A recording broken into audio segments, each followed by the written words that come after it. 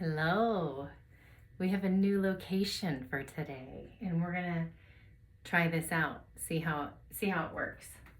So we continue with our practice of Ahimsa and we need a strap for today. We'll start on bellies and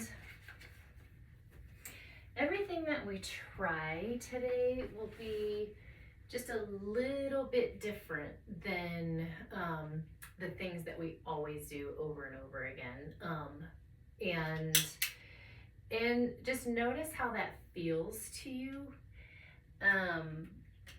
Even just the slightest little change can kind of set us off of our, like, oh, that doesn't feel safe.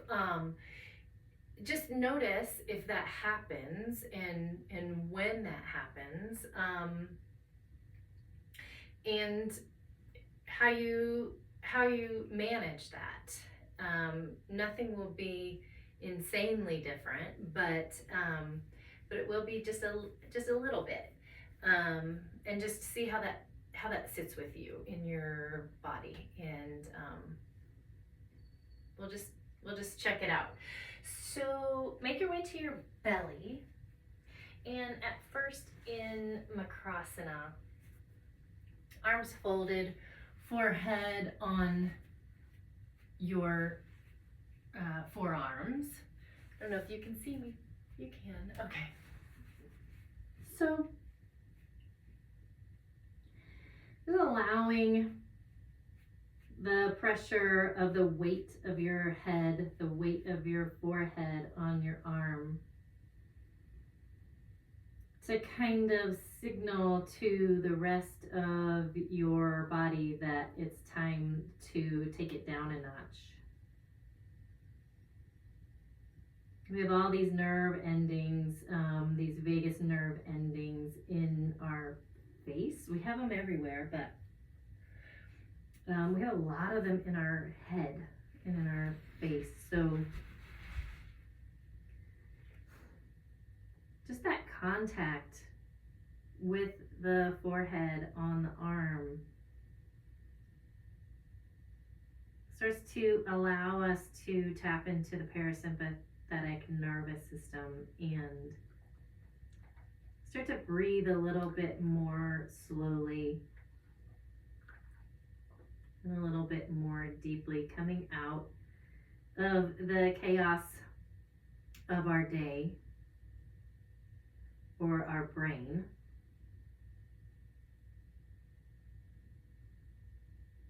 And we automatically kind of slow down. It's kind of like when you put a blanket over a parrot cage. we kind of just automatically start to quiet.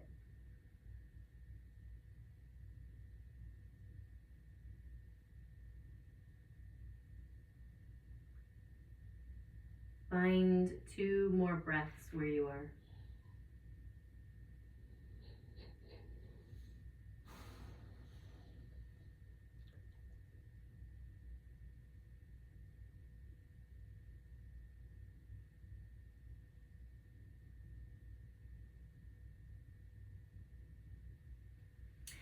And we'll slide hands out to the side, about in line with the shoulders, and elbows up. And most often we tent our fingers. Today we'll keep hands flat.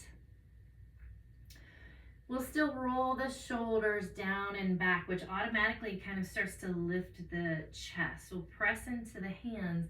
Inhale, lift up into your cobra, and just notice what's different about sitting in the heels of your hands rather than on your fingertips, how that feels in your back, in your shoulders, in your arms, all the way down your legs maybe. Exhale down.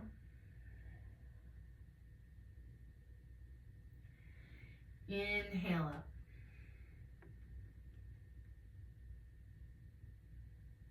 Exhale down. And last time, inhale.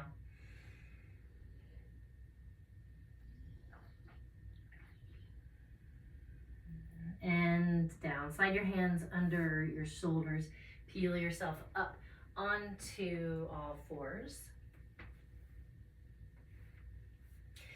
And turn your left fingertips in toward the center of your mat as you take the left foot off the side, so we can wind up in our side plank. And we'll flex the foot on the right and lift the leg. Notice what's changing about your balance. Pull your heel in toward your seat and reach your hand toward your foot, your ankle, your pant leg, whatever you can catch if you can catch. And if not, that's totally fine. So normally we would from here try to make a big bow. We haven't stretched a single thing yet. So see what happens when you pull your heel in toward your seat and pull your tailbone down toward the end of your mat. I'm not 100% sure that cue is gonna catch. So if you draw your belly button in and tuck your tail under like a cat tilt, we wind up maybe feeling a whole lot in the quads here. And reach your right leg out, your right arm up. And exhale, hands come down. And we'll do the same thing on the other side. So right fingertips turn into the center slightly. Right foot comes off of the edge. And left arm, left hand, left leg, all of the left things. Extend out and lift the left leg. And pull the left heel into the seat. Take hold of whatever you can, if you can. Drag the left heel toward the seat. And let's see if I can think of a different way to say this, if that cue did not catch. Think about maybe sending your left hip point forward and your tailbone forward toward the wall. See if that resonates at all. And just notice the difference here. Normally we would be finding this huge opening in our bellies and in our whole side. Concentrating here on the front of the leg, the thigh. And then reach out and up. Exhale down into your tabletop. And make your way into a child's pose. Flip your hands so that back of the hands are resting on the mat. Maybe make fists and roll your wrists.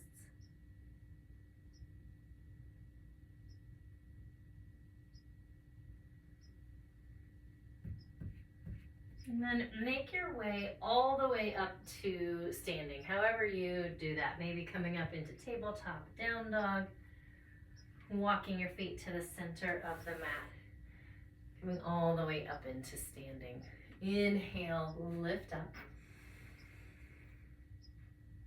Exhale, soft knees, long spine, and fold. Just a little half salute here. Inhale, halfway lift. Exhale, fold. Inhale into standing. And hands to heart center. And I'll change it up just a little bit. Inhale, lift. Exhale, fold. Inhale, halfway lift. Exhale, fold. Plant the left hand however it can plant. Maybe on the shin, on the floor, on the top of the foot. Bend the left leg a whole lot. Reach right fingertips up to the ceiling. And maybe send your right hip a little bit more to the right. See what happens? And see what happens when your eye gaze changes up toward your right thumb. And exhale down. Right knee bends, left fingertips reach up. Maybe send your left hip over to the left. Eye gaze up to the left thumb. And exhale down. Inhale, halfway lift. Exhale, fold. Inhale all the way up into standing. Hands to heart center. One more time. Inhale up. Soft knees, long spine, fold. Inhale, halfway lift. Exhale, fold. Left hand plants again wherever you planted it last time. Right fingertips reach up. This time, tuck the right hand behind the back. Maybe it comes all the way to the kind of left side of the low back or hip. Maybe it just rests on your back. And then turn your eye gaze this time down to the floor. And just see if that takes any pressure off of your neck, off of your traps on your right side. Unwind. Right hand comes down. Left hand comes up. Tuck your hand behind. Find a breath. And you know, always you can use a block here. I probably could have mentioned that before, but you know what works for you. Inhale, reach your hand up. Hands down. Inhale, halfway lift. Exhale, fold. Before you come to standing, grab your strap. Inhale all the way up. Exhale, hands to center. So we'll take the strap, send it behind you. I'll face you here. So right palm is facing forward as you take your strap. And then left palm faces forward too. So you have the strap just down however your hands hang. My strap is kind of resting right on my rear end, but palms are facing forward. Kind of inch your pinkies toward one another. They don't need to touch at all. And then pull the strap taut. You can kind of feel your chest open here. You can keep a little softness in your elbows. So we're going for this external rotation in the arms here. Because a lot of times when we interlace fingers, we kind of have this internal rotation going on, and it doesn't really open the chest. So that's what we're after here, this opening in the chest. Bring your left foot in front of your right so that your left heel is touching your right big toe. Inhale, lift up. Shift your weight into your left foot. Bring your right heel up, up, up into whatever your warrior three looks like today. Drawing your belly in to support. Squeezing the right side seat. Sending the right heel way back and the crown of the head forward. And coming up into standing. Release your stance a little bit here. Just like kind of let everything get soft. And then open your chest up again. Find some tautness in the strap. Right foot is in front. Left big toe touching the heel. Stand tall, shift your weight into your right foot. Lift the left heel, shift into warrior three. Drawing the belly in. Sending the left heel back, the crown of the head forward, and drawing shoulder blades toward one another.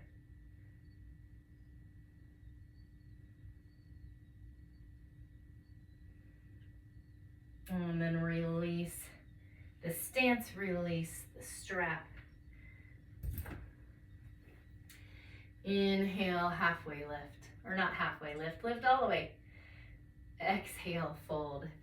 It's just that I've said it thousands and thousands and thousands of times, and sometimes I get stuck in a pattern. Inhale, halfway lift. There we go. Exhale, fold. And inhale into standing. Hands to heart center. This time, interlace fingers behind and notice how your shoulders sit. So it takes kind of a bigger action to get the opening in the chest because the hands are kind of pointing in. They are kind of encouraging bones to kind of internally rotate. So we kind of find the opposite of that in the chest opening here. Then we'll lift hands away from the back. Find the left foot in front again and come into more of a toppling tree. So chest is down further, back leg is up higher, or at least it feels that way. It might not look any different than your warrior three. Totally fine. It's just a different energy. So soften the left knee a good bit. Start to tip over. Keep tipping so that heart reaches down and heel reaches up. And then coming back up into standing. We'll try other side. Generous bend in the right knee. Big lift in the chest. Pass through your warrior three. Reach the heart down, down, down as the left heel reaches up, up, up. Whew. And then come all the way up. I cheated. I have the wall here. We'll inhale up. Exhale, fold. Inhale, halfway lift. Exhale, fold. And come back to your child's pose. Any way you want your arms is great. Hi, Rufus. A couple breaths here.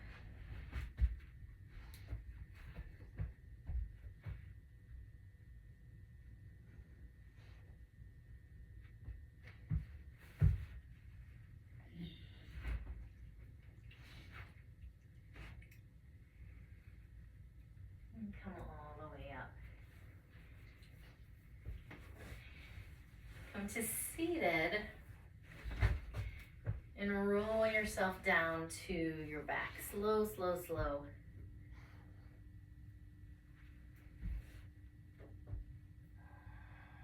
Let your arms come down by your sides. And let your legs come long.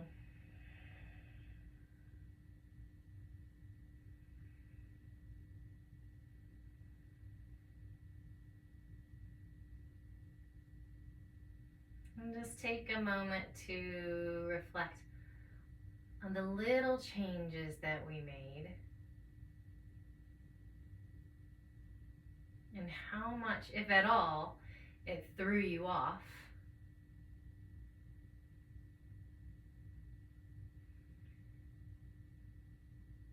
And how much did that surprise you? Just these teeny weeny changes can feel kind of big. Or did you just kind of roll with it?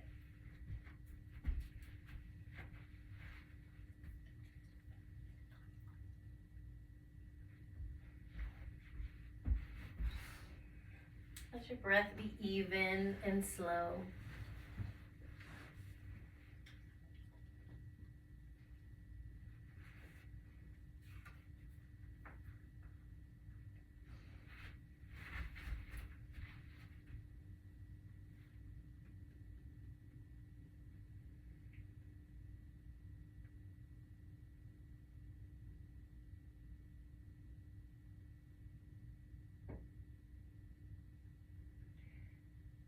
Situations where we feel powerless can also be opportunities to grow our skill level with life.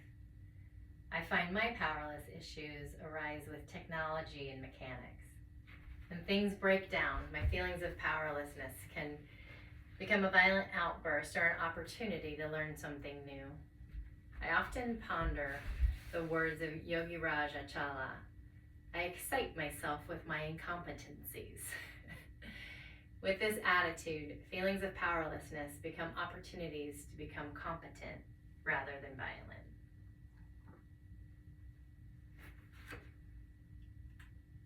So find a couple more breaths where you are.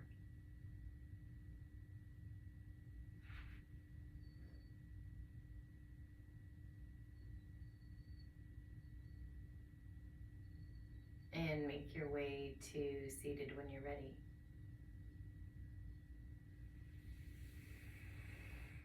Send your arms out and up and inhale. And pull hands into heart center. Om Shanti, Shanti, Shanti. Peace.